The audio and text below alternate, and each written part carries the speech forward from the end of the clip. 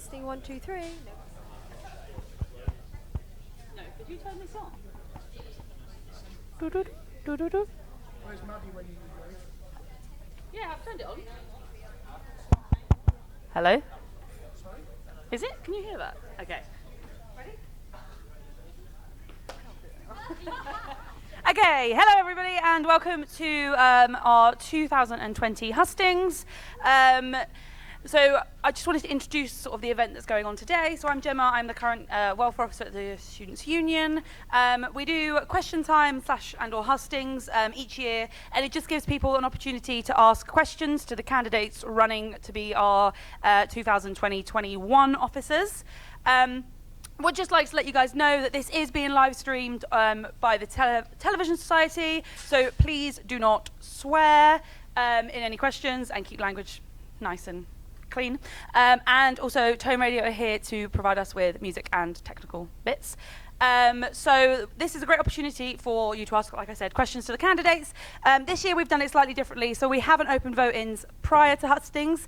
So voting opens at 3 p.m. today. So if you're unsure about any candidates coming up, it's a great time to make your mind up maybe today before going to vote. Anything to add? Just a few house rules from me, I think. So every question that you ask has to be asked to all of the candidates for that position. So you can't say, I can be like, oh, Gemma, this is a question for you. It's a question for all those candidates.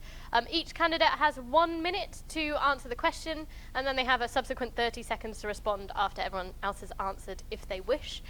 I think that is it. So good luck, everyone. Enjoy the event, and yeah, let's have a great day. Okay, so the first half of this section for the welfare officers is going to be 10 minutes of pre-prepared questions. And then after we've had those, we'll open it up to you guys and ask you for any questions that you might have for the candidates. So first up, we have Asher Sutton for welfare officer.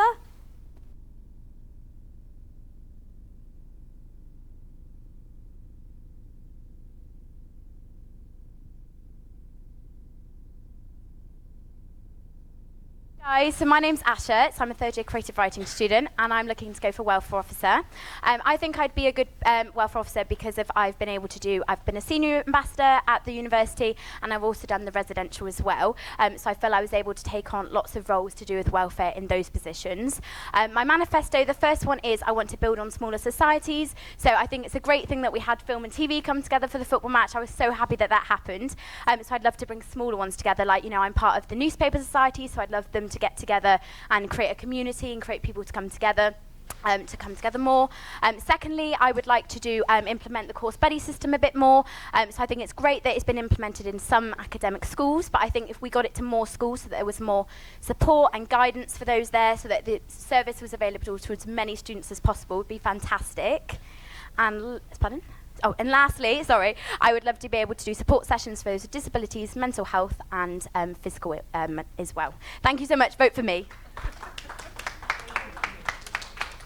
Okay, next up for his 1 minute speech is Ben Shires for welfare officer.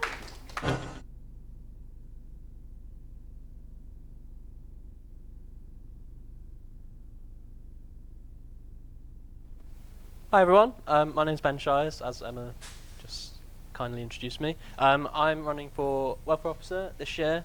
I feel like I'd be really good in the role because I've worked with the welfare teams in the past. So I was a residential assistant in my second year, so I already know who to refer people on to. I know the university residential support and how to help them. This year I sit on the executive committee as the LGBT officer, so I feel like I've also seen the Students' Union side, how they offer support and how they can help people. Thank you. Okay, next up is Sam Bates for welfare officer.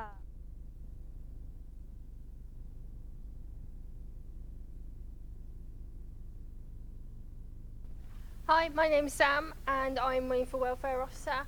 I think I can bring a lot of interesting skills, as last year I was course rep for fine art, and this year I am the art subject rep, and I'm also the press officer for the LGBT Society, so I think I can bring some interesting skills, as well as personal experience being someone in the LGBT community, and someone that has dealt with mental and physical illnesses in the past.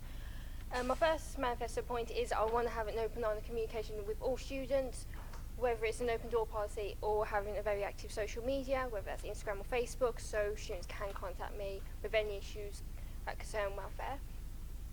And also want to promote the resources that the university offers, such as the help zone, especially to first years who may not know that we offer things like help for dyslexia and counselling. And then finally, I want to continue the amazing work that Gemma's been doing, that Gemma's been doing with campaigns, and continue with that.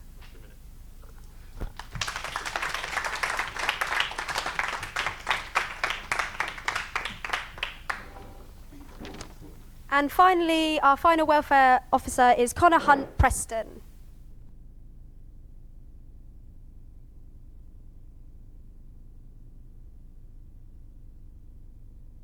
Hi, I'm Connor Preston. I hope you're having a good day today. I'm standing for equality. Mental health issues need to be raised as well. I feel that it shouldn't take for someone in the public eye to do something. It should be done regardless, and that's what I stand for, and that's what I'm going to continue standing for.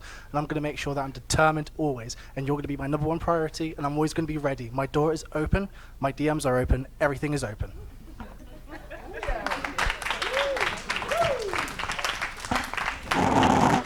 Okay. So welcome everyone. So as I said, we've got 10 minutes of pre-prepared questions. The first question I'm going to give you is one that you already know, so we'll start with that one. And each question we're going to go in a random order, so I'll ask someone different each time. So the first question for Connor would be, if you could choose a song that would represent what you would do for the uni and the students here, what would it be? It would be Happy. Oh, okay.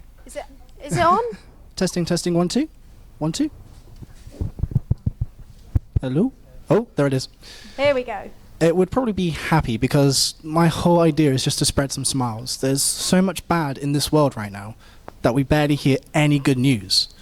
So I want to make sure that you think of one thing that's happened today that made you smile. It could be a small thing, and that's all I want to hear. It's just that, you know what, I crossed the road today. I'm happy about that, and that's fine.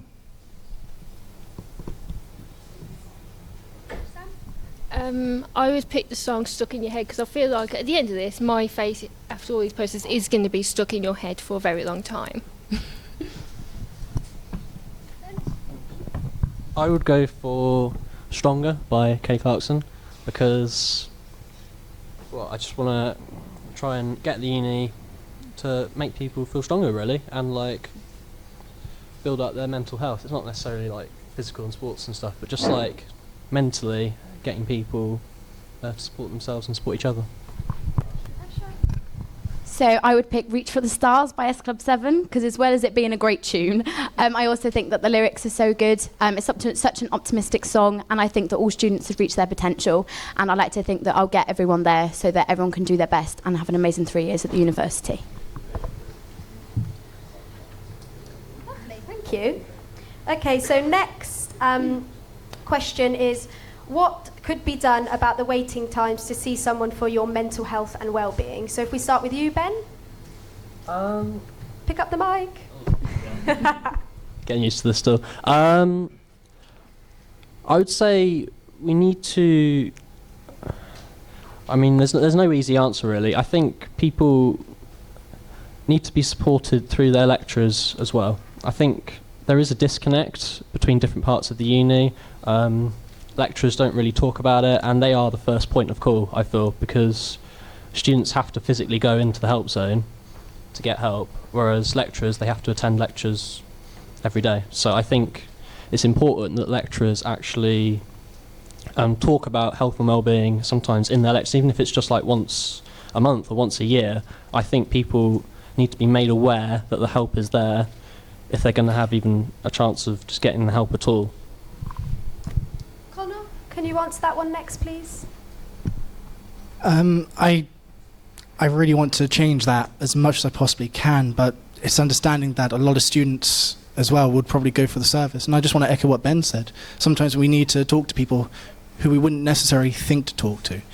And if that means talking to, like Ben said, your lecturer or even someone in the class alone, that would be perfect. And if I could, and I would make sure that lecturers do an entire lecture on just how you're feeling yourself. Yeah. Thank you. Sam, next. I know that dealing with mental health, especially when there's uni stress, like deadlines and stuff, can be really difficult. But I think what these two have said about finding support outside the help zone with whether that's friends, family, classmates, lecturers, is really important. Thank you. And Asha to finish. I think we need more communication with the student services at the university, so the help zone and the counselling service that they put on. I think it needs more communication, more, between you and between the services as well. And I think it's something that's so much higher up. The university does its best, but there's so much more higher up that needs to be established, needs to be addressed. So I'd like to go there and, speak to them higher up. And as well as everyone said, speaking to people around you, not making it a stigma, the taboo in the room, the elephant in the room. We don't want that. We want you to be able to talk to people around you, as well as speaking to people through, services that we can hopefully get better communication for.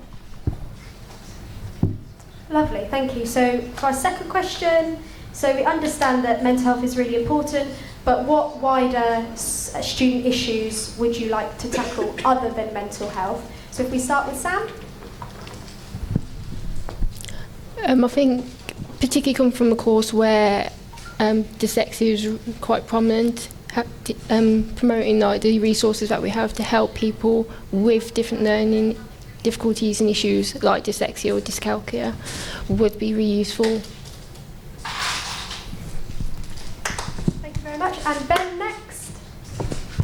Yeah, I definitely agree with all of that, but personally, I'd say definitely increasing awareness is something that I definitely want to focus on. Being LGBT experience officer this year, I've spoken to quite a few people, and a lot of people just aren't really aware of even basically how their language can impact other people. Like, I grew up in secondary school, I wasn't out back then, and it's as simple as the use of the word gay.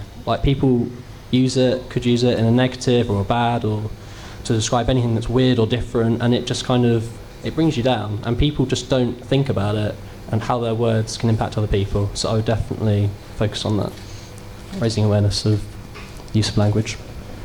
And Connor? I would say, to empower the students as well, because as much as it is, and I agree with both Ben and Sam here, at the same time, we can only empower ourselves to say these things and be able to do these things. Change doesn't happen just because you think it. Change happens because you do it, and that's the difference. And I want to empower the students to say, no, this needs to change, and then they do the change, rather than just say it needs to happen. And Asha? So I think although mental health is critical and there is this long way to go, I think that disabilities, physical health, ethnic backgrounds, religion, so many different areas still need to be addressed and still need to be sorted. So for example, in one of my manifesto points, I want to set up support sessions for those that to deal with mental health, but also disabilities and physical health, because I think they're all the same, they're all equal. So we need to address everything equally and make sure that there's not a stigma around all these different things. Okay, another question. If you had to get rid of an officer role, so we have 4 officer roles at the moment, if you had to get rid of one of those roles, what would it be and why? And if we start with you, Asha, first.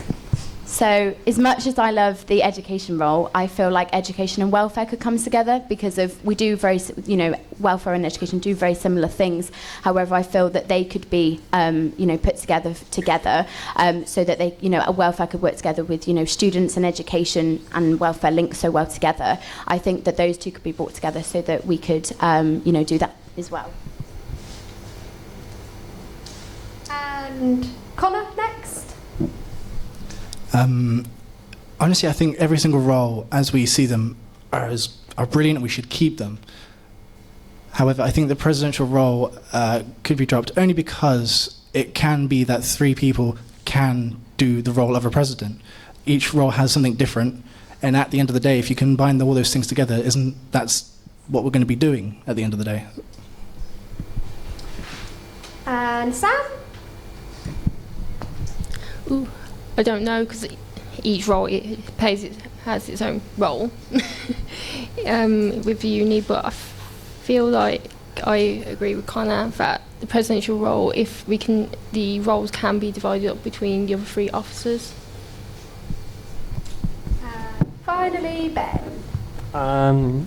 Yeah, I think I'd have to agree with Sam and Connor on this. I think the presidential role, sorry Luke, or Yuande, I think it's very important, but the leadership could be spread between the other 3 officers if I had to pick one to go. But I think all 4 roles are needed.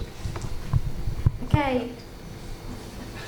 We've reached our 10 minutes. So this is when we open up to you guys. So if you've got any questions that you'd like to ask our potential welfare candidates, I can hand over the mic and you can ask it. Yeah? Do we have to introduce ourselves? You can do. My name is Beth. I was the welfare officer 2 years ago. So my question is, as a previous officer, I know that the SU sometimes has to be really strict with the funds that they put out for campaigns. So of all the campaigns that you're planning on running, if you're successful, if you could only pick one to run throughout the year, what would it be and why?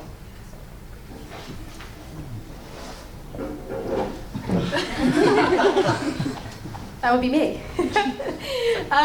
If we go to Sam first.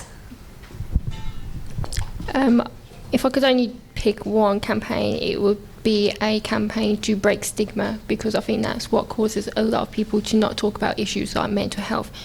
Their difficulties coming out is because of the stigma. So I would want to run a campaign that gets people talking and makes talking about these issues less taboo and less stigmatised. And Asher up next. So out of all of mine, I would definitely want the support sessions to be put on, because I feel like focusing on mental health, which is so important, but also focusing on physical health and disabilities as well, and seeing them as equal. Everyone come together, have a cup of tea, have a chat, and realise that everyone's the same. That everyone's suffering with so many different things, but if everyone can come together and realise that they've got something in common and that there's that crucial support at university, then I would absolutely do that. And then Ben. It's not such a campaign, but I would definitely try and organise more events, get people together, get people talking. As Sam said, reduce stigma around different issues that affect students, because once you do that, it's like a stepping stone on improving welfare in general across the university for all students. And then Connor to finish. That's a very good question. I would have to say equality, because if it's one thing to pick, it has to be equality. At the end of the day, there's still so much going on with things, for instance, pay gaps, as well as much as patriarchal systems are still in place where they shouldn't be in place. And at the end of the day, if we look at someone who's abled and say, oh, you can play a game of football, then look at someone who's disabled and say, you can't play a game of football, that's not equality. And that needs to change. And then we'd have 30 seconds for anyone to respond, if they so wish, to each other. I'd probably just say that I really agree with what you're saying, Connor, about the disabilities. If you see someone with a broken leg and you say, oh, you can't play this sport, but someone with a mental health issue that's got depression, oh, you can play, you're absolutely fine, why are you not coming to training? I want it to be seen as an equal thing, and that, that someone who's got a broken leg, but someone who might be really bad anxiety and can't come out the house, why are they two different things? They're exactly the same. So I'd love to break that stigma down as well and realise that whether you can see it or not, it's the same. Any other responses from any of the other candidates? I have to say I agree with what Ash said about drop-in sessions. A lot of students just don't even know about the Future Plan portal. They don't know how to arrange help. And so I think clear advertising of when drop-in sessions are, where they are, so people know when they can get help without priorly arranging it. Any other 30-second responses? I agree about what you said about disabled and the fact that we do that we can judge people based on mental health and physical health. As someone that was born with a heart condition, I know that all too well, and I've always felt like I can't do sports and I can't do active things because of that, and that has stopped me from doing a lot. and I want to be able to change that. Finish with the responses? Nothing to add? Lovely. Any other questions from the audience? Yes, of course. Hi everyone, I'm Phoebe, I'm the Education Officer. But as a previous welfare officer, I worked really closely with the chaplaincy team at the university. You'll work really closely with lots of different people, but I work particularly closely with them. And I wonder, if you were successful in the role, how do you see your role fitting in with the work of the chaplaincy team, and what would you do to sort of promote their work? Okay, we'll go to Ben first. Yeah, I do know some of the people in the chaplaincy team. I've lived at Pittsburgh a few years now. We always used to go into like the faith space to just, not necessarily because we're religious, it was just like an open space to talk to people, to play games, to chill out. And I think that we do need more of that. People don't even, like, the chaplain guy doesn't really see that many people, and I think people need to be made aware, again, timings, when and where people are, so that they can talk to them when they need them. Connor? I agree with Ben. At the end of the day, I'll get my words right in a minute. You watch, it'll be brilliant. It's just a matter of accepting the fact that there are so many different outlets for people to go to see someone, and everybody's very quick to think of, oh, we need to see the mental health team. Well, no, not necessarily. Yes, that's professional help, and yes, they will be able to do a good job, but there are so many other people. And for instance, the chaplain guy would be more than helpful at the end of the day, and people need to know that, and people need to get that information. And Asha? So I know that chaplaincy team are involved in everyday mindfulness, and they put on a big scheme for the university. But one of my points about support sessions, I'd loved it to be put on at the FCH chapel, because I find it such a quiet and tranquil place to come. It's very calm, very lovely, and you can go into the kitchen and make a cuppa or make some toast, whatever you want, whenever you like. So I would love that place to be opened up and work with the chaplaincy team, so that support sessions can be there. You can come in for a cuppa, come in for a chat, come in for some, organisational time management skills, anything at all like that. Work closely with them to make sure that that space is always open, and like Ben said, everyone's aware of it. And finally, Sam. I would want to work with them to make it clear that it is a safe space and everyone can go there. You don't have to be someone who is religious to go there, and especially promote it to groups like the LGBT community who don't feel they can go into religious spaces because of how they identify, whether it's their gender or sexuality. Okay, and then 30 seconds chance to respond to anything that anyone said. So if you just want to grab the mic, if you'd like to respond. Just to echo what Sam said, at the end of the day, there is this stigma surrounding LGBT communities with religion. It doesn't matter what you identify as with your sexuality. Religion is always there to help, regardless, and that's something I want to bring to the table as well. Anyone else for responses? 30 seconds. No?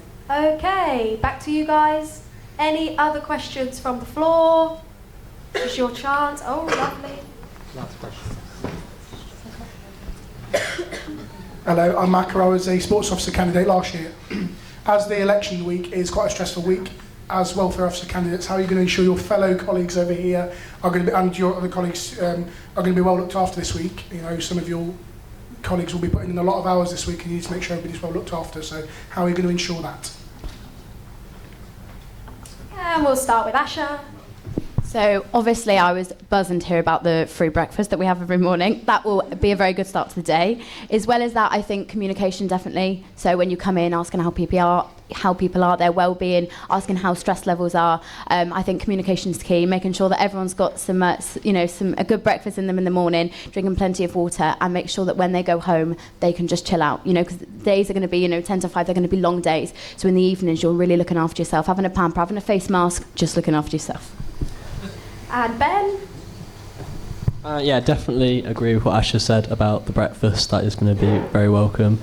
I think we've just got to keep talking to each other, keep supporting each other. I think we're going to plan on campaigning together throughout the week, just making sure we're working together really. And yeah, thank you. And Sam?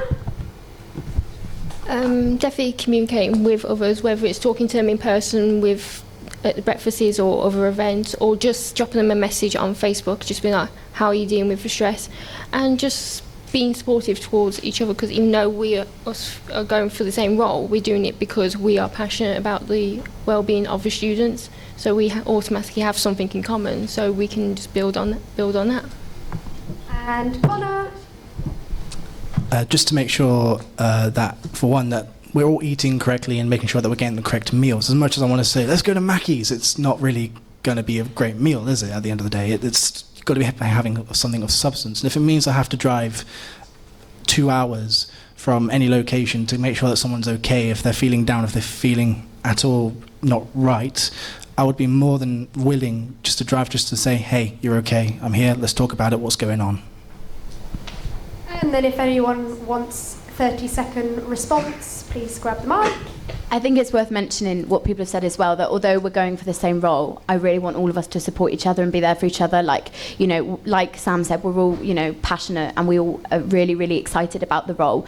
But yeah, if one of us isn't okay, I want us to be able to talk about it and, you know, make sure that we're all right, just like the candidates over there. You know, although people are going for the same role, be supportive and be encouraging and make sure that you're there for everyone. Anybody else for a 30-second response? So you've got 1 minute for your closing statements now, so they'll be in the same order as your opening. So we'll start with Asha for your 1 minute closing statement, please. So I've had the best 3 years of my life at this university. As I say, being senior ambassador, doing the residentials, meeting the amazing people at the university has been amazing. I cannot believe how well how amazing this has been. It's really important that we don't just look at mental health, although it's critical. It's looking at everything else. It's looking at disabilities, physical health, ethnic minorities, LGBTQ+, looking at all of them as a whole and making sure everyone's equal. And I want to give everyone a voice, whether, I want you to use it and make effective change. I want people to feel like they can talk and that it's not a stigma and that, there isn't an elephant in the room. People are not alone at this university. So lastly, I think everyone should use their vote. No matter who you vote for, please vote for someone. But thank you so much and please vote for me.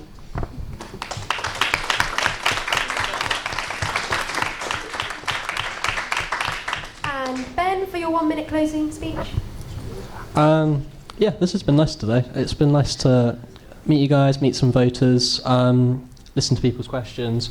I just want to talk about a bit more, really, just echo what I've said previously. I want to campaign to get more support for students. I also want to bring in an opt-in system where parents can be contacted if the uni has serious welfare concerns about a student. I think other unis are doing that, and I think this uni should too. I also want to get more of a community feel. I want to get meetings together of society presidents and people to try and encourage more joint society events. Thank you, everyone. Please just make sure you vote, even if not for me, someone else. Just go for it. Cool. Thank you.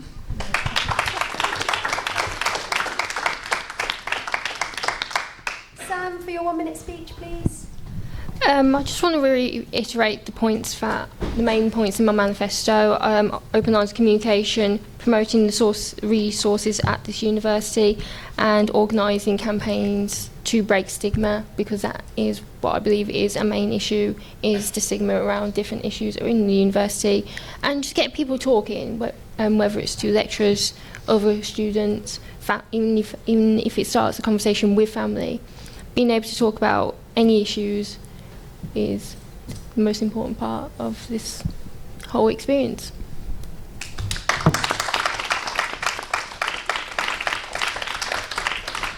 And finally, Connor. I just want to say thank you for having us and thank you for coming, to be honest. Please do use your vote.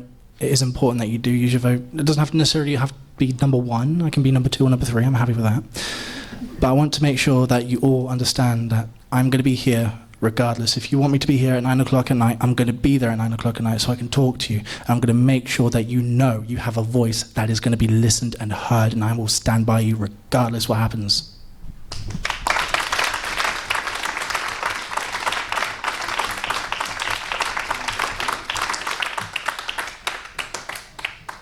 Thank you so much to all of our welfare candidates. So that draws that to a close, and we're going to have about a 5-minute break, and then the education and presidents will come up and we'll do the same thing. So thank you very much.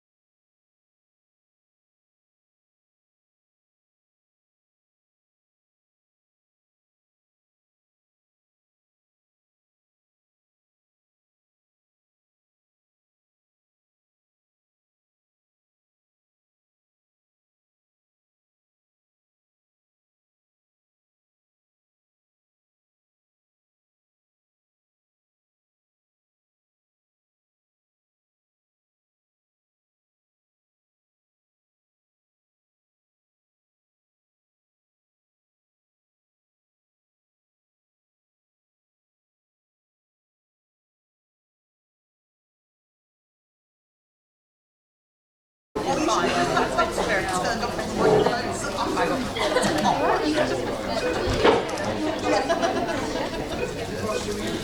guys, so we're going to go for education and president round.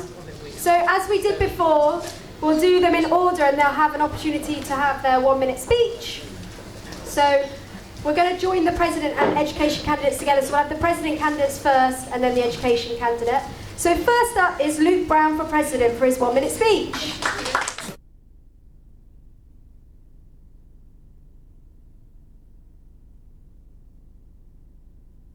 Luke, I'm running for the president role. I think my past 3 years at university here have been, packed to the brim. Mainly good experience, but also some really bad experiences. And I think I want to use them to make sure that other people aren't in the same position that I was a couple of times throughout my time here. My main manifesto point is as a media student, I really want to work on increasing the media coverage of the university, and that involves, live streaming more sports. And I want to keep on doing the footballs and the rugbys, but I want to make sure we do the lacrosses, the dance, the cheerleading, the trampolining. My second point is I really want to continue all the work that Marnie has done as president this year, and that covers all of the mental health, all of the value for money. I think another important point is the communication between the university and the students just hasn't always been as good as it could be. And a lot of the time it puts students in really awkward situations, and I just really want to make sure that that doesn't happen, so I'll do my best to represent all of the students here. Cool, thank you.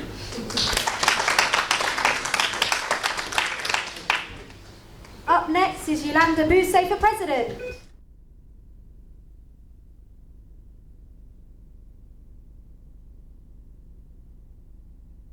Hi everybody, my name is Yolanda. I'm standing here as FU President today, and I have one very strong message, and that's to give a voice to those who really want to prioritize the planet. It's now the time to do so. Yes, of course, our day-to-day interactions need to be meaningful. We need to make sure that we make valuable connections with one another and that we enhance the opportunities as students. And my big job as a president will be to make sure that we have the money for that. My background is in business and profit making. I know how to do that, so I will do that very clearly and allow the other officers to do what they do best. But for me, I really want to show the university that we as students truly care about system change. So now is the time, and they won't do anything unless they think it's important to you guys. So all I'm asking is that you help me show them that this is important. Thank you. And Amani Mitchell up for education officer.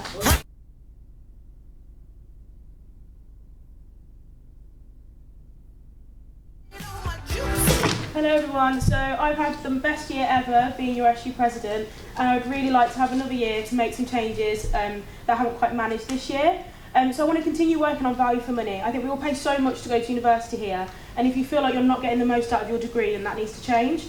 I'd also like to run a Know Your Rights campaign. In many interactions I've had with students this year, they don't know when they can complain, what they can complain for, and what they can get out of it. I think that's really important. I'd also like to work more with the subject and course reps. I think you're the guys that are on the ground getting all the information from people on your cohorts. So I think I'd like to work more with those people to find out what's really going on in your lectures. And finally, I'd like there to be consistency in marking. I don't think if you're doing a report for one lecturer that it could get a first, and then you do a report for a different lecturer and they mark it as a pass. I think there needs to be consistency across your course, and obviously that's going to be different for each degree. So please vote me for your education officer. Thank you.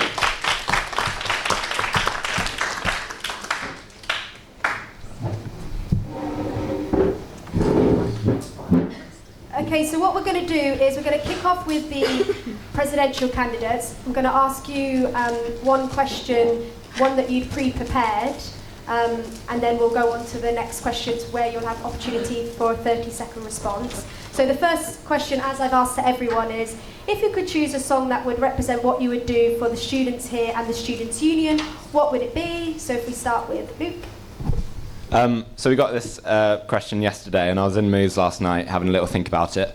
And High Hopes by Panic at the Disco came on. I thought it was actually quite, relevant, because I think people who are voting, they shouldn't just, vote because they can vote. They should vote because they want to vote. They should have really high expectations of what all of the FTOs want to do, what all of the officers want to represent. So my song would be High Hopes. Yolanda? It was a hard decision, and I think trying to pick one that really kind of says what we'll do is hard. But I chose Boom by Tiesto because I really want to see an impact and a change that takes place, and it needs to take place at a system level. And Amani for Education Officer? So the song I picked was Listen. Not only is it from an incredible musical, but also because I think it's really important that the university listens to what you all want. So now I'm going to ask the President a question. You'll have 1 minute each, and then you'll have a 30-second response period, and then we'll go to the Education Officer for a separate question after that.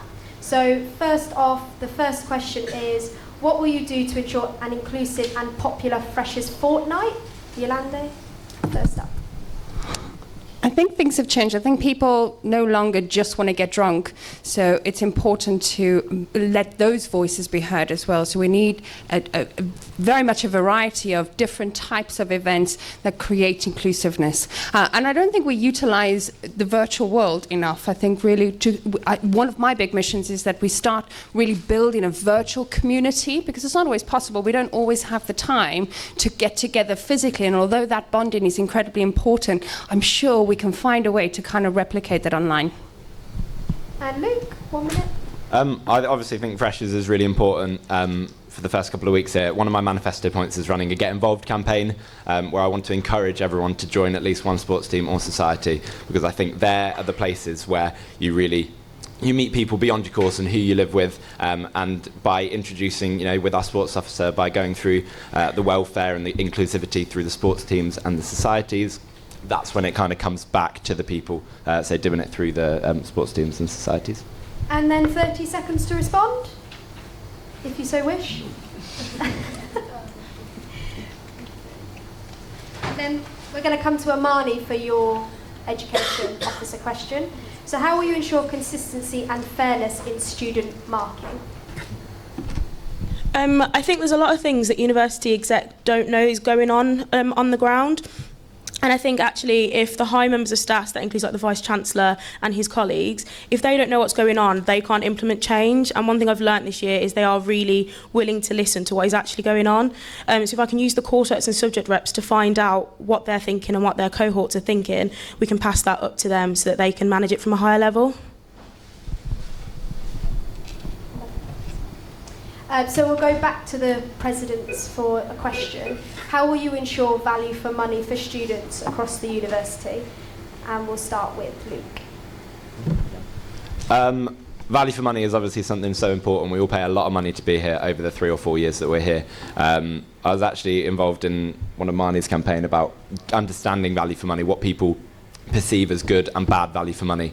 So we definitely have to continue that and work out what people think is good value for money. I think, investing in people's courses in particularly, in the business school, they've done that already, but we need to go more into course trips, into equipment, and make sure people are physically feeling and seeing and holding the value and the money that they are paying to be here for university. Yolanda? This might be controversial, but I think we get really good value for money. I think looking back, so I'm third here now, and I look back in terms of what my experience has been like at the university. Doesn't agree there. It's been insane. It's been incredible. It's such incredibly supportive tutors. I mean, maybe this is not across the board, and perhaps this will be done for Education Officer to kind of really help with this, creating that consistency. But I have had the most incredible experience. I've grown as a person so much. The opportunities have been far more than even I could take advantage of. And I think it's trying to take advantage of all the opportunities is stressing me out.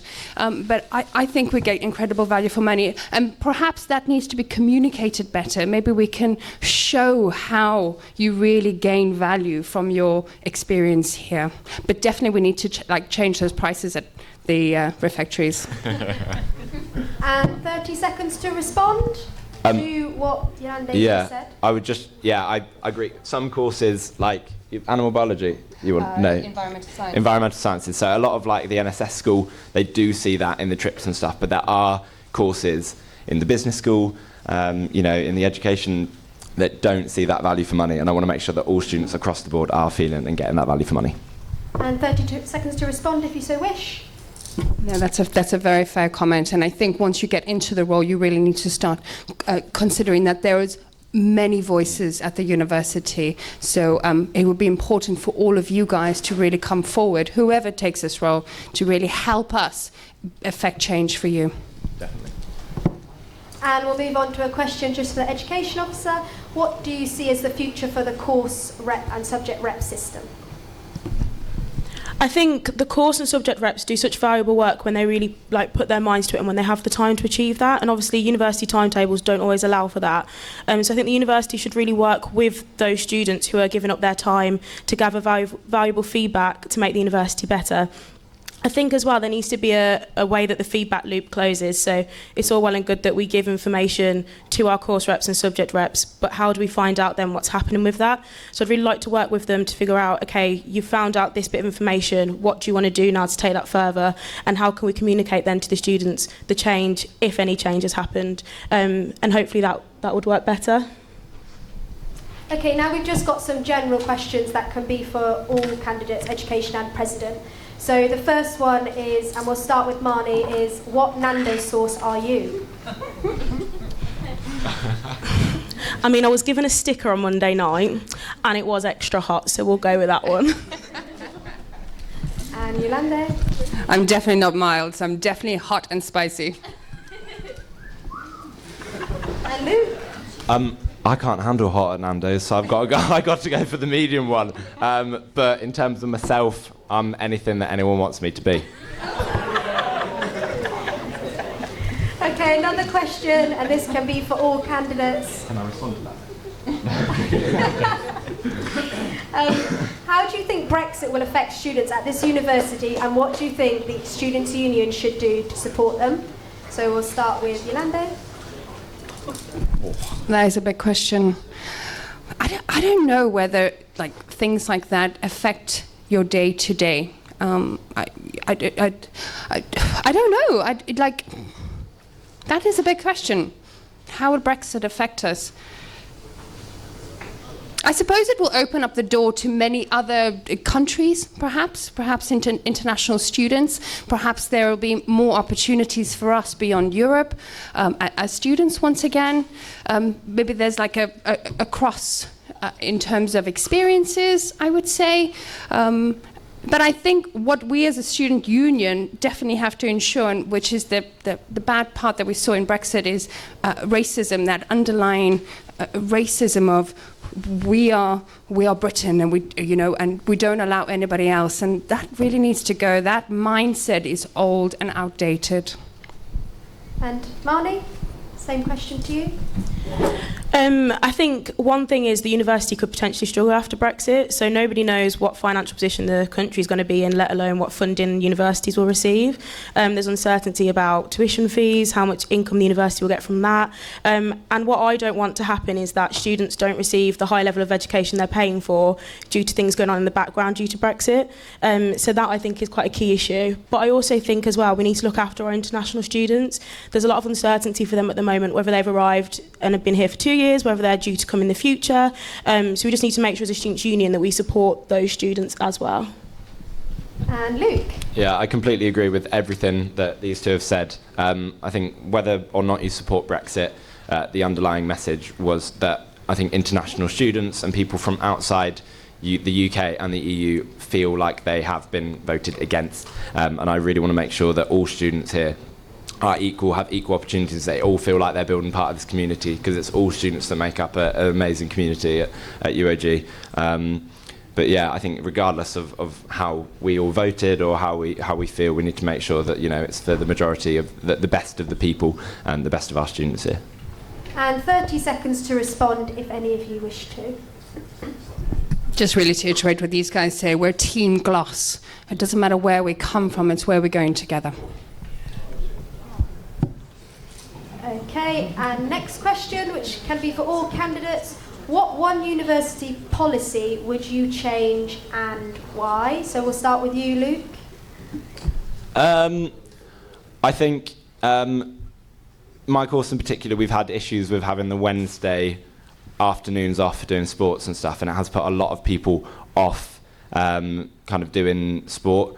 So I think A couple of the sports officers might mention it later, but no lectures on Wednesdays. We want to make sure that people are getting the opportunity to do as much sport as they can, because it is so beneficial for your physical, mental health, and getting to know other people at the university. And Marnie? I think there's so many that. I think I would probably look into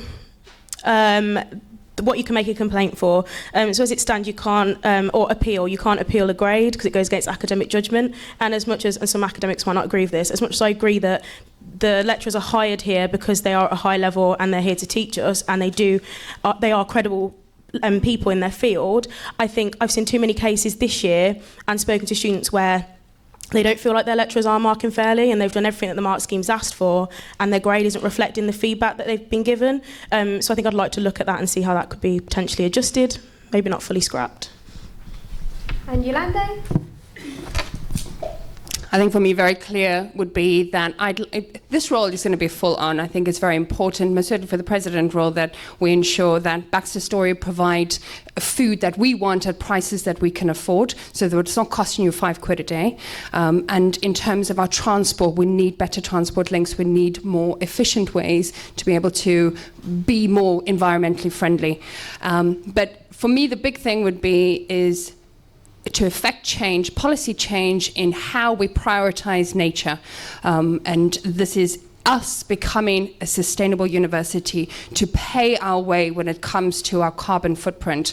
And the only way we can do that is to show them that it's important to each and every single one of us. So that would be my policy that I'd want to change to prioritize planet protection. And 30 seconds to respond. I don't want to throw anyone under the bus, but I don't know if students know, but we are the #1 university for sustainability, and I think that is something that students were really fighting for, as well as Yolanda, actually probably led by Yolanda. But I think it's really important for students to know the stuff that university are doing that is positive as well. It might not be a lot, but the little things we could at least kind of celebrate. So we are #1 sustainable university, which is good. Thank you very much. And now we're opening up to you guys for any questions. If you could just say, when you ask the question, who it's for, as in which role it's for. So if the question is for education officer or for president officer role. Any questions? Oh, lovely. Okay, so this actually could be for anyone. So when you become an officer, obviously you work very closely with the other officers as a full. So my question would be, how would you deal with working with people that potentially you have different priorities to, you might not be put into a normal situation together, and you could have a clash of conflicts? How would you manage working in a close team to do that? And Yolanda? My focus as a president, other than my policy, my manifesto that I stand for, would be to make money for the SU. So as your president, you have your business head on. So with increased income, we have increased student experience, and we can enhance the student experience. So I'm going to trust those guys, whoever get into their position, that they're incredibly passionate about what they believe in, and they're going to do the best for that position. So I'm going to stay out of their way. I'm going to support them, and I'm going to try and find the funding to enable the events and the campaigns that they want to run. And Luke? I think, just reiterating what Yolanda said, obviously each role has been elected in, so if that role is to do with the policy, and they should have the final say on that, obviously with input from everyone else. I think a lot of my manifesto points are using the other the sports officer, the education officer, the welfare officer. So I think obviously a year is a really long time, and I really want to be able to achieve as much as possible if I do get elected in, and I would be using the sports, all of the officers to make my manifesto points happen if you voted for me. And Amadi? Obviously, having been there and done it, I think it's really you kind of come together without realising it. And I think as long as you listen to each other and work together, as much as each officer has their individual priorities and individual things that they look after, ultimately we should all be pulling our weight and working together. There might be days where an officer's not very well, or an officer is on holiday, and that doesn't mean that if the sports officer's on holiday, sport stops, or the education officer's here so nobody's supported for academic breaches. We all need to pull together and work through that. So I think it's important that bridges are made at the start of the year to ensure that the rest of the year runs smoothly. And 30 seconds to respond if you wish. Any more questions? Just make sure you say who it's for. So this is a question for the education candidate. So the SU has always had a really strong student voice team, whether that was Louise and Frankie and the work that they put in, and now Em. How would you as an education officer build on what the student voice team have created over the last few years within the Students' Union? Happy for us to just... Yes, Marnie? I think it's really important to reflect on what's been great in the past and build on that. So I've been lucky enough that I've seen throughout my experience as a student the great work that the Student Voice team did, and I've seen now the change in the team and what different aspects new people are bringing. So I think it's important to look at what's happened in the past, build on it, but also accept that change is also okay. And if there's things that didn't quite work well in the past, that it is okay to make changes if it's for the better. So that would be my reply. And obviously, there's no 30 seconds to respond because there's no one to respond. So, any other questions?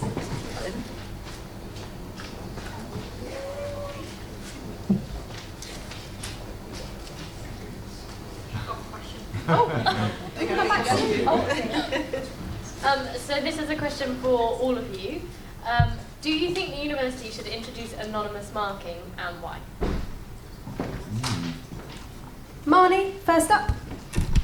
I think it depends on the reasons for it. So at university there can be a problem with the BME attainment gap, so that's students from black and minority ethnicity backgrounds not achieving as well as their white counterparts.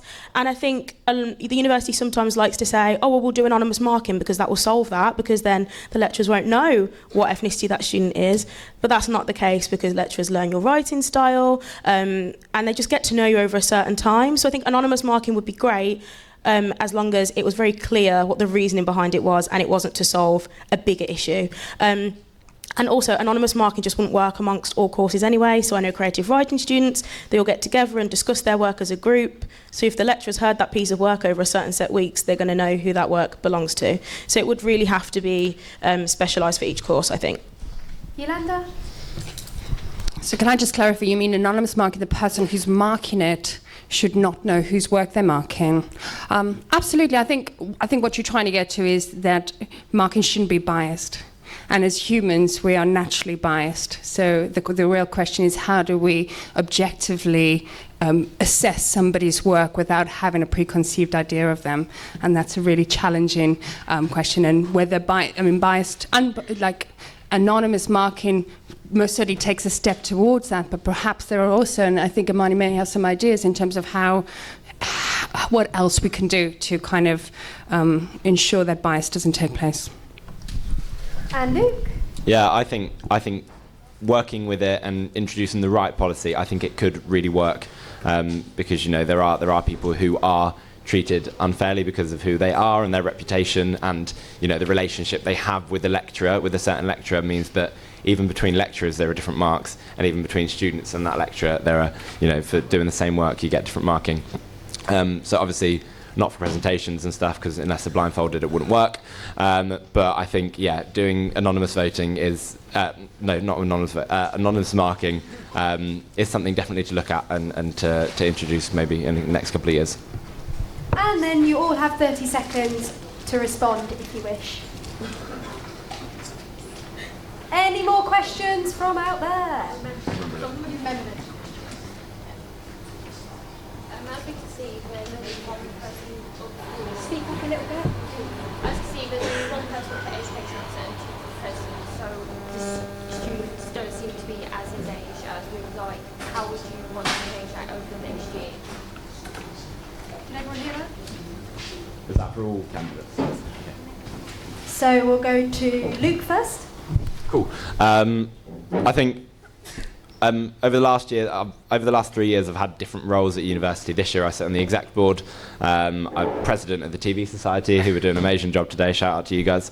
I've been part of many sports teams and other societies. I think engagement comes from encouraging people to get involved, which is why I think the Get Involved campaign is really important. In my first year, I didn't join a sports team, I didn't join society, and I had a really good year kind of with my course and with the people I was lived with, but I felt like it wasn't until I joined athletics in second year that I really kind of expanded my community. I've met new people, I was getting out, I was training 2 times a week, and it's just kind of a different level of engagement through that, and hopefully through the sports teams and societies it will encourage people to vote and to attend freshers and to attend the events we run throughout the year.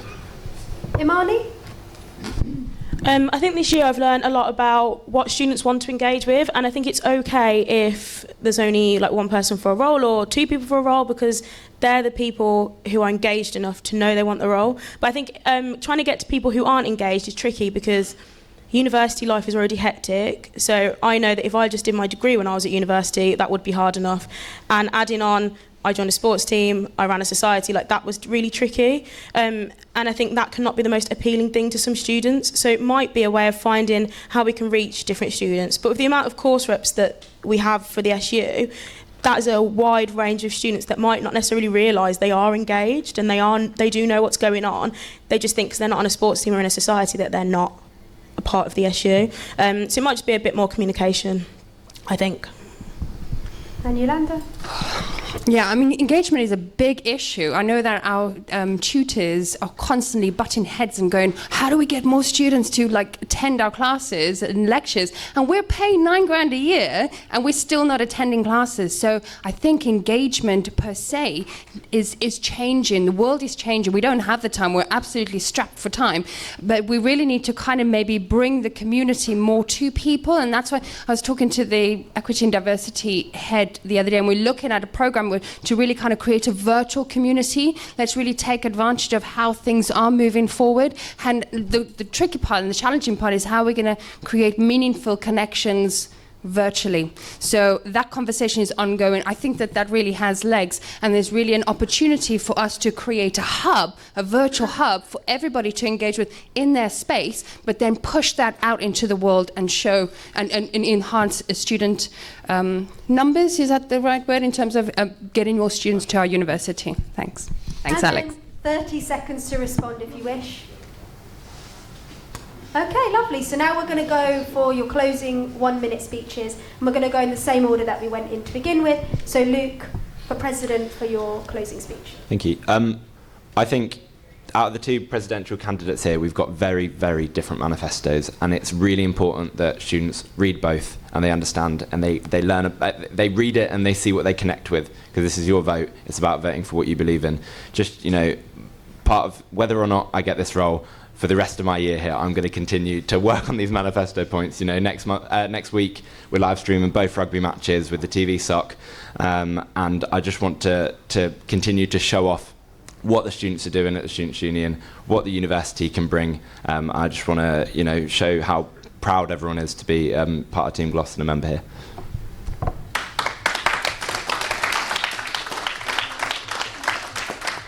Yolandi, for President, 1-minute closing speech.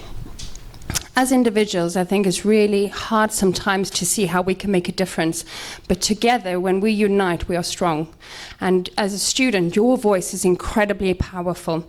And you are at a university who, yes, does have the #1 most sustainable university badge on their lapel right now. So now is an incredible opportunity. If we can really get this university, but by voting, you're saying, look, we want you guys to prioritize a carbon neutral action plan. We are leaders in this town, as well as on a national level. So your voice not only makes a difference at this university, but has long-lasting and even global impacts. Thank you.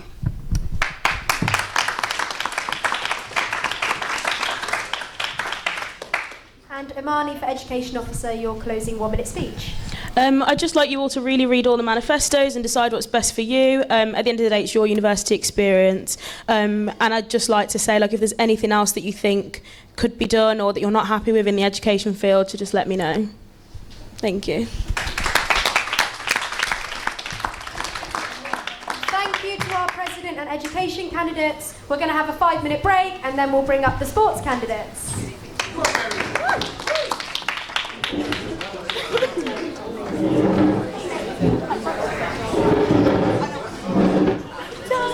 so proud.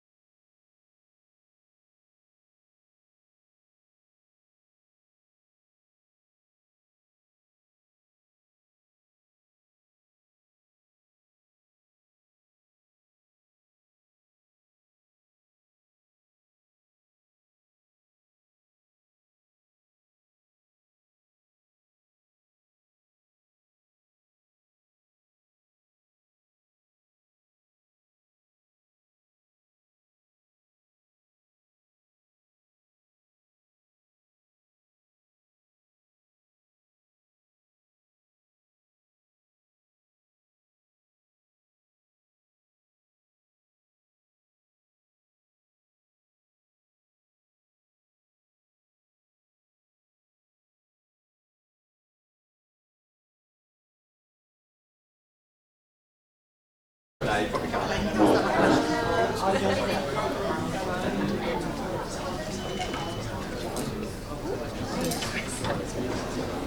as we've done before, we'll welcome each candidate up for their 1-minute speech. So to begin with, we have Liv Nelson for sports candidate.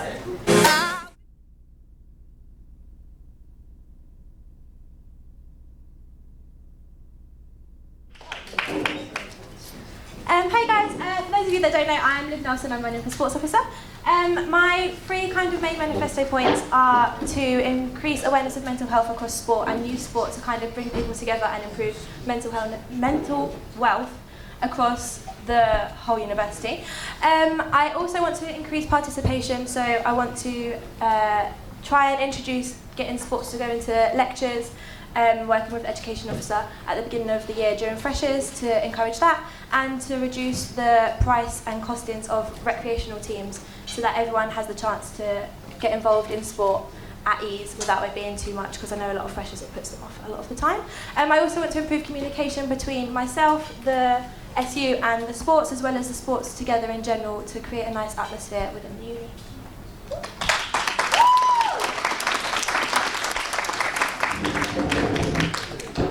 Up next for sports officer is George Berry.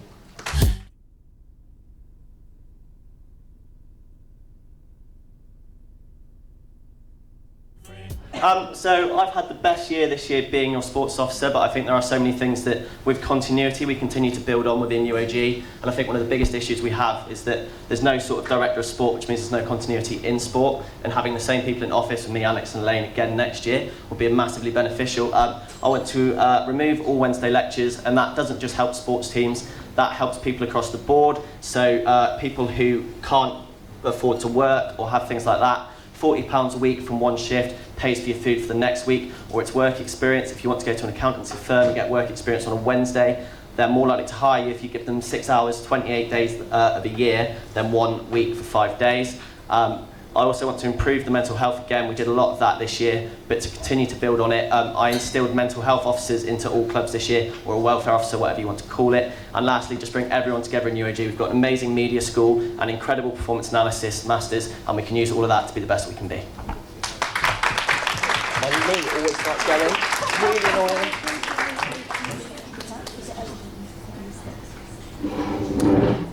And the next sports candidate is Georgie Easdale.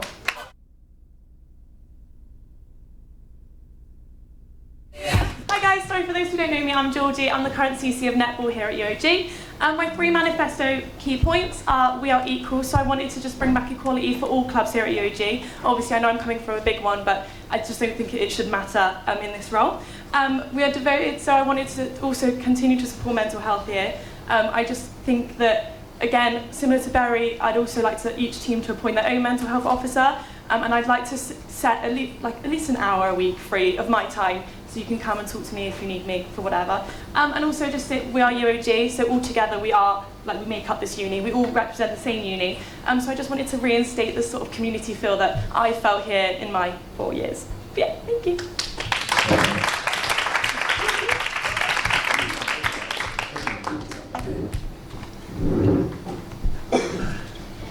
Okay, so as we have done for all the other candidates, I'm going to give you your pre-prepared question, which you'll have an opportunity to respond to, and then we'll go with the other questions.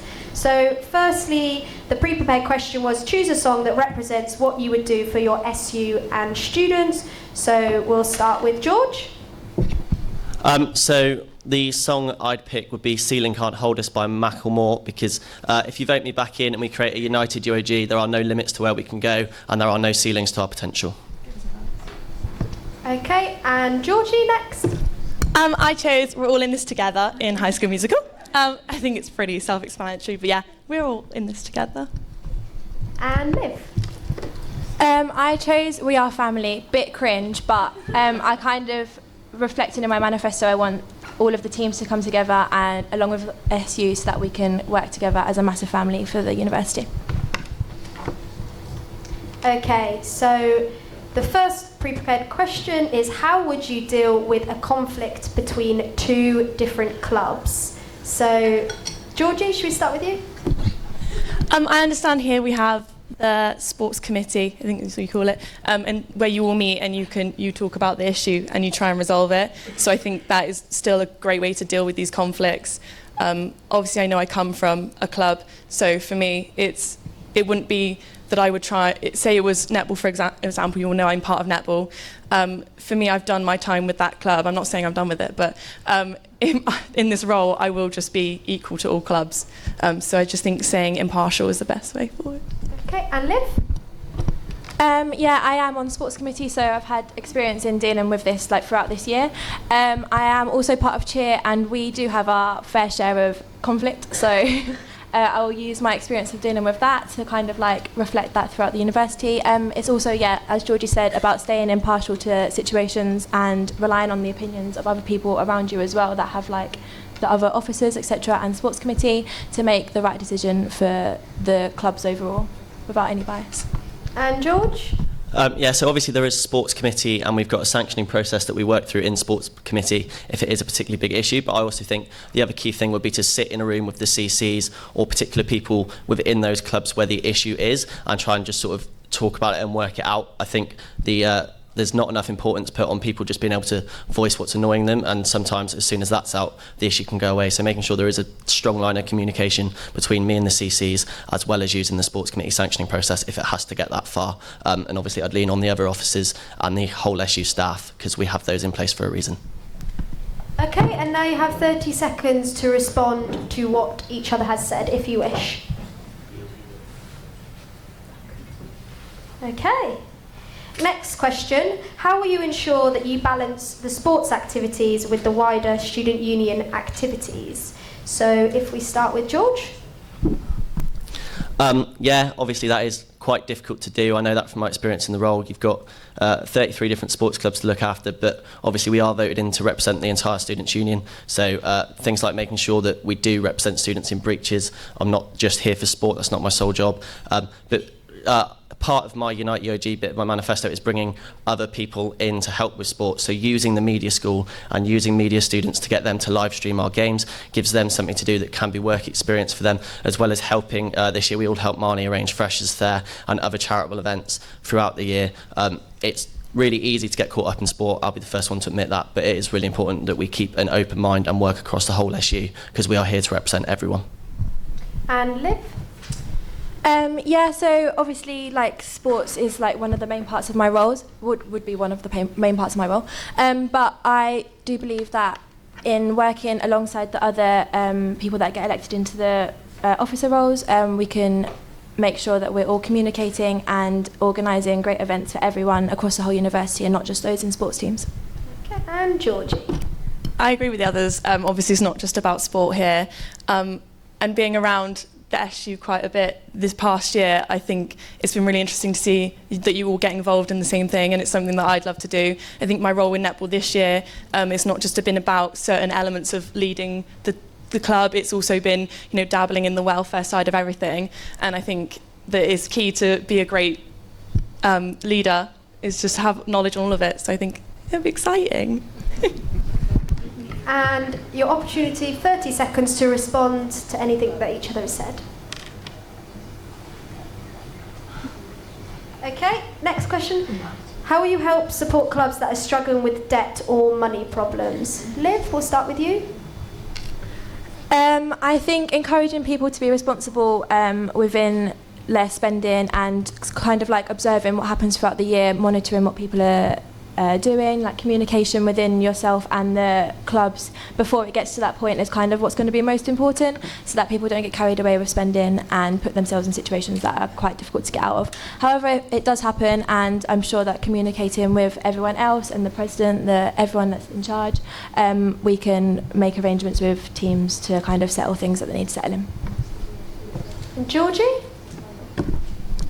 I know at the beginning of the sports year, all CCs meet with sports officer, and you can go through your budgets, so you're all clear on where your accounts are at the beginning. And I think that's a really important meeting to have, and a really important meeting to show, to help CCs to understand, what will be spent through that year, what they have to maybe play with or to use for outreach projects that they want to do. So I definitely think pushing for that first meeting to be clear for all CCs to see the budgets. And George?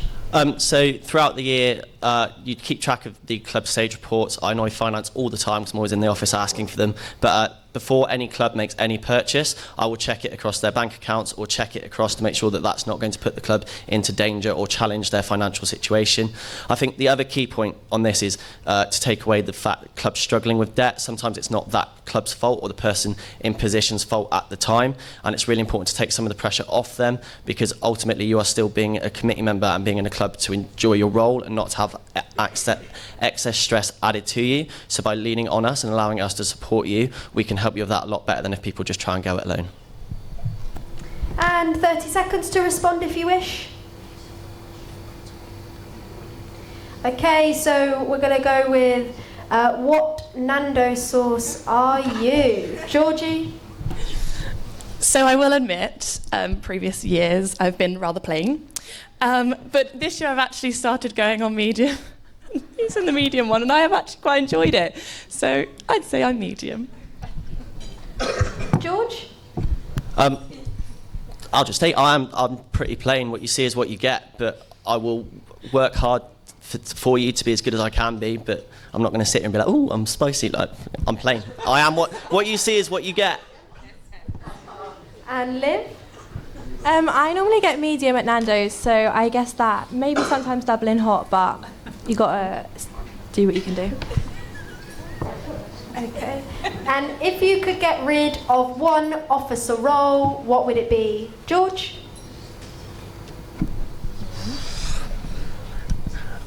The SU simply couldn't function without any of the roles that it's got. There would be students in crisis across the board. To get rid of any one of the roles would literally sink the SU. We're struggling enough as it is. So if you get rid of one of the roles, you get rid of the SU, really.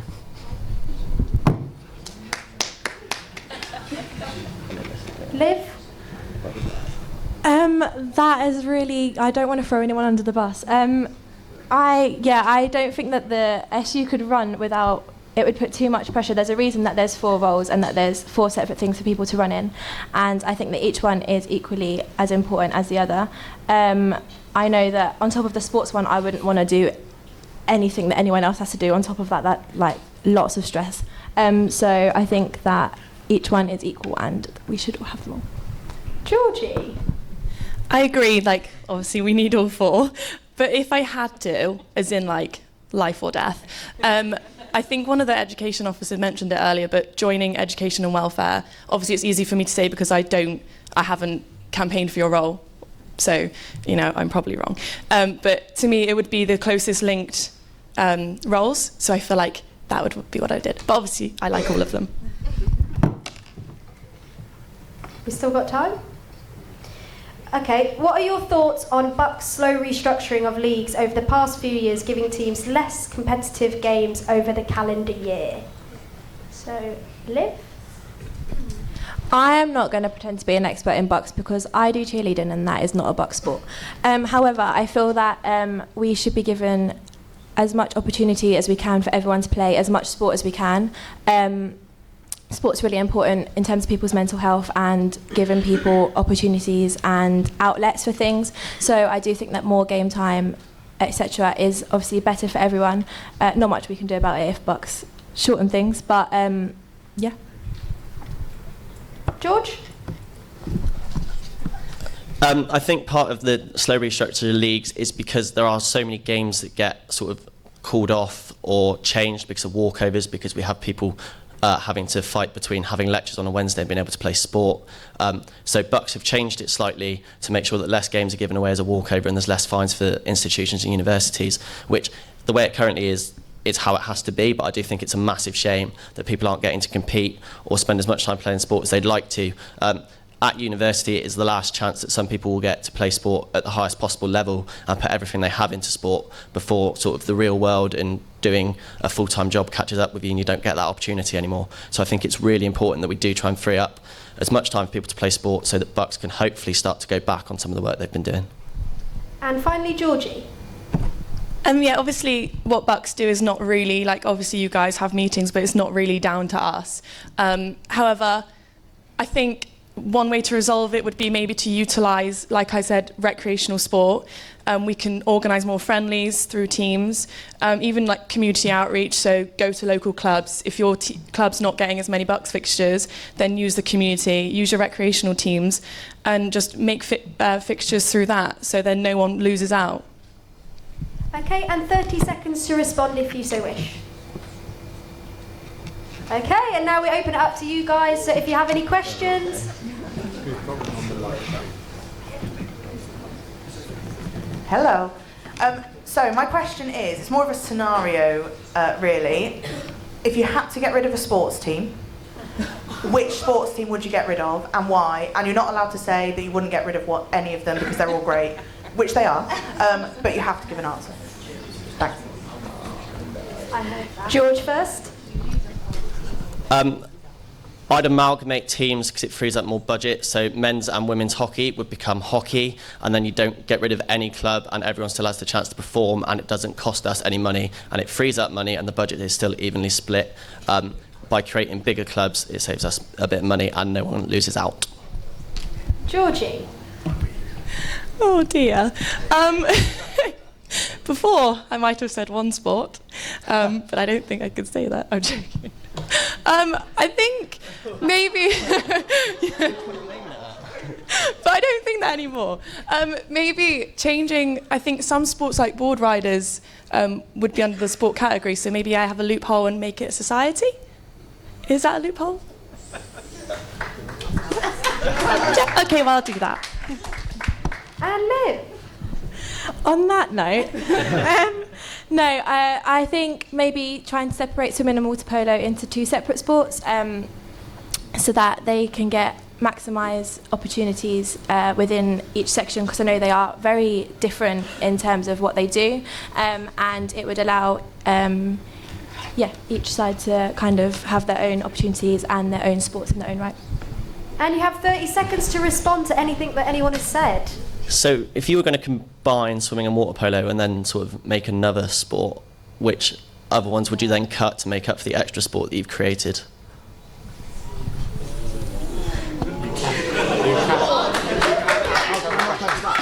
can't ask each other questions. Sorry. It's a response, not a question. It's a response to what she said, not another question. Does anyone have a response to what someone has said? Cheers, Barry. I then realised that I just kind of changed the sport. So to please the crowd, we'll get rid of cheer, and then no one's offended. Oh, okay. Thanks, guys. Any more questions? So building on what I think Liv mentioned it, but I think for you have anyway.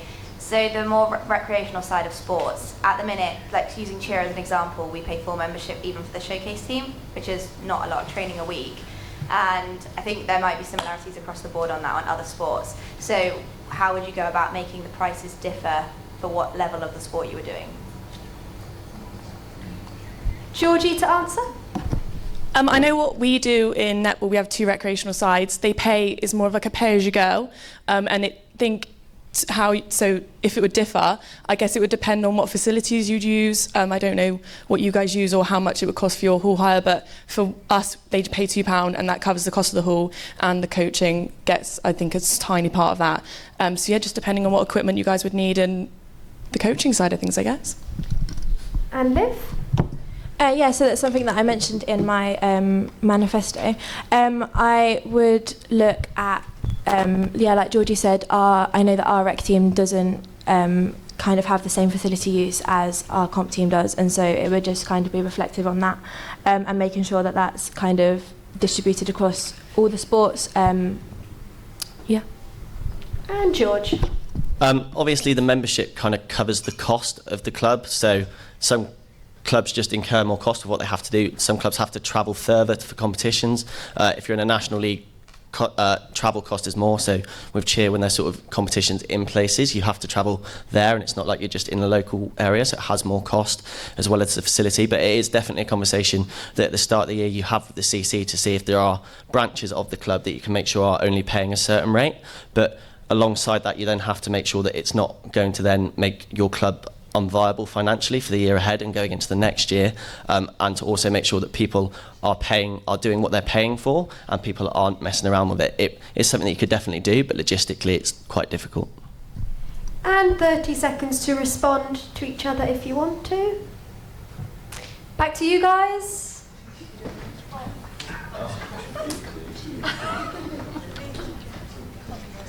So coming from a smaller club myself and as head coach of women's volleyball, we found that over the last few years we've not had a coach, and a lot of other teams have had the same. So us as students step in. I know that cheer done the same thing and netball have the same thing as well, but because we're not an investment sport, we don't get coaches paid for, unlike other bigger teams like rugby, netball such as. I was just wondering, what are you guys going to do in the future to potentially combat this and maybe helping students to train up in their sports and things like that to lead the younger freshers into the sport for longer? Thank you. Liv, to start? So part of my manifesto is about communication, and I would look to kind of making sure that all information that we have, any funding that is available to any sports teams, is kind of like distributed fairly and communicated well across every single team, not just the bigger ones. Also looking at, I know for cheer, for example, there is qualifications that people can do, so it would just be kind of looking at what suits each club and working with them individually to kind of see what works best for them all. And George? So firstly, I think it's worth mentioning investment sport isn't something that comes from the university, it is from the SU, sorry, it's from the university, and they give it to us to divvy up based on how they say we have to do it. So we don't, it's not our choice for who gets what. But I also think, as Liv said, there are qualifications that people can do, and one of the things that we are looking into is for people to go on a coaching course for their club, and then or refereeing course for some places where they're short. We would fund that course based on you giving us X amount of hours back as a coach or a referee or whatever it may be, because as you say, and as we all say, it is a family here and each club is vitally important, and we couldn't work as Team Gloss without every club within it. And Georgie? Just as much as George said, we don't really have a say. I remember I wrote a reason why I thought we should get investment sport this year. So somewhere there must be a say in who gets what. I understand some of it goes towards our S&C coaching. I'm not really quite sure the logistics, but I feel like it shouldn't be it shouldn't just be given for what your club has done. I feel like for the smaller clubs like yours, it should be more of you write why you think, or what you will do with that money, because I think that is more important. So for you guys, it would be getting the coaching staff. And I think we need to remember, we've got schemes like our scholarship program here, which I don't feel like sometimes we utilise enough. Like, we have so many refs, S&C scholars, that some aren't doing anything in our union. Like George said, we are all one team. So I would try and help to get that utilised a little bit more for you guys. And 30 seconds to respond, if you wish. Any other questions? Hi guys. So I think you've all talked about mental health in your manifestos. So my question is raising awareness of mental health enough? And if not, what else will you do? Georgie, to you first. Just for myself, I've already said that over the summer, if obviously I got the role, I'd like to take myself on a mental health in sport course. I know, Bernie, you've done it yourself. And I just think that would help me to try and not help others, but just try and advise people and guide them a little bit better than just trying to do it off my own bat. Like I said, I'd like to just have like sort of an open hour a week, and this would just be based for mental health, like inquiries. And even if it wasn't they were coming to me for help, I would still know where to send them or what they can do. Just there's a little bit more help. Yeah. Okay, and Liv? So I think that awareness is already quite high, but we can make that extra little push. But yeah, I don't believe that that's enough, and I would be looking to make myself available to help clubs and committees with the welfare roles that they already have, working alongside them to make sure that everyone in each club is happy with what's going on, and if not, to point them in the directions of the services that we can provide as a university. And George? Frankly, no, it's not. There's too much happening at the minute. There's too much going on.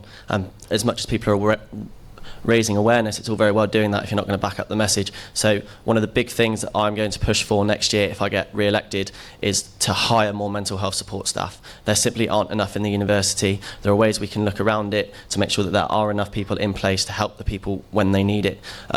Speaking personally, I made an appointment last year and it took me 18 weeks from making my appointment to seeing someone, and that's not good enough. That can have a massive effect on people, so having more staff in place is crucial, and that's one thing that I'll make sure the university do.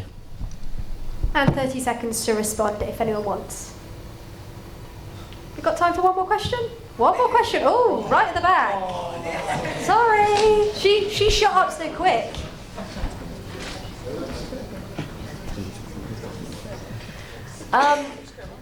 A couple of you have talked about how you're going to bring back that UOG community, especially that a lot of us have had over the last few years. So how do you intend to make that happen? George, you first. So obviously part of that is bringing in people from all across the university. That UOG community feel isn't just in sport.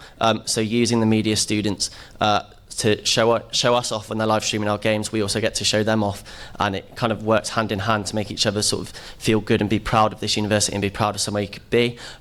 Also just sort of inclusion campaigns and awareness to make everyone feel safe and part of the community. So for instance, we're using Varsity as an awareness campaign week, so people will be wearing rainbow laces or green ribbon stickers or something else that they as a club are passionate about that make everybody feel like they are safe within the UOG community and environment. And also just things like working on socials that aren't so based around drinking. Some people feel uncomfortable in the environment because they feel like they have to go out on a Wednesday and drink 10 pints. It's not all about that, and we can be a much bigger society outside of drinking and have somewhere to be proud of and safe. Liv? So I think that a key part of this is fundraisers. So we all obviously have our own club fundraisers within each sport, and I think a push and a surge in trying to get as many people to attend those as possible so that we show support for each other through that kind of sense, as well as I know with the whole Bucks thing, we have a lot of walkovers, and I think just trying to encourage people to help other clubs out where they need it will increase the sense of family, but also then help us in other areas such as where we're failing in Bucks, not failing in Bucks because we're doing good at Bucks, but where we're where we could improve more. And Georgie? Back in my day, in my first year, this is a while ago, we used to have such good support for other clubs. There would be people queues deep watching rugby, netball, every sport here, and I just feel like in the years, obviously there's so much has gone on, but I feel like we've almost lost touch of why we support other teams. You've got friends in other clubs, but why would you not go and watch them? And I think part of that is I feel like people don't know what fixtures are when, where they are, what times they are. So one thing I said I'd like to do was just promote all the fixtures, maybe on a Tuesday, so you all know where people are playing and what time, and then also just posting results out for everyone to see. Just because we're one tiny campus at this university, people over at Park should be able to see how we've got on the Wednesday, not just a little group here. And 30 seconds to respond if you wish. Any more questions? Any more? Ask a question. Oh God. In the past, just to stress that bit, in the past, there have been a number of promises that haven't been kept. So how can you ensure your fellow students that the proposals that you've put forward will be kept? Georgie, to start? I think I'm a bit of a realist, so I just feel like don't make promises you can't keep.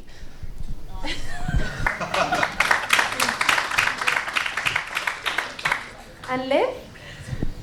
Yeah, I back that. I feel like my manifesto and the points that I've said that I'm going to try and push for, none of them are too outrageous or things that are not attainable. And then, just working with the other officers that get elected to make sure that across the board with all the positions that all of our manifesto points get put forwards. And George? So I would just say that I wouldn't put anything on my manifesto if it's something that I hadn't picked up or learned or started to build on this year in office that I know that I 100% couldn't achieve next year. I'm 100% confident with everything on my manifesto and being able to get it done. And 30 seconds to respond if you wish. No more questions. Oh, we're out of time.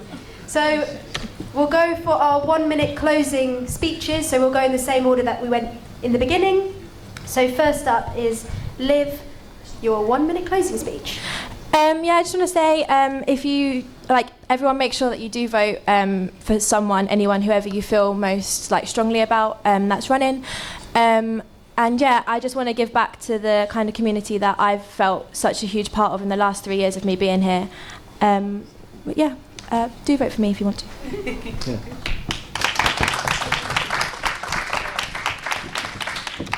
George, your 1 minute closing speech. I think, again, I'll just say how much I've enjoyed this year and how sort of proud I am of UOG and to be part of it and everything it's given me for the last 5 years. I'm not going to sit here and pretend I've been perfect this year. I've made mistakes. I think you can tell there's a lot going on. There's a lot of questions.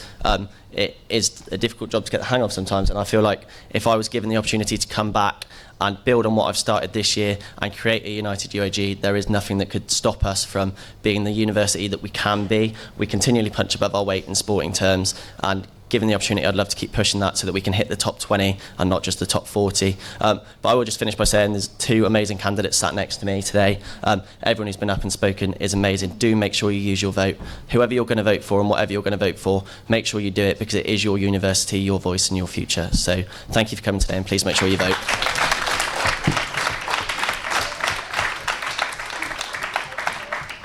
And Georgie, your 1 minute closing speech. I just think it says a lot that I've been here 4 years and I want to do another one. Obviously, it just, yeah, like the last 2 have said, use your vote 100%, push anyone you can to vote, not just for one person, just push them to vote in general. Also, if you haven't already, follow my Instagram account. I think it's SU Sports Officer Candidate 2020. Some wholesome TikToks will be on there. I've heard a TikTok a day keeps the candidates away. So yeah, give it a follow. Thanks.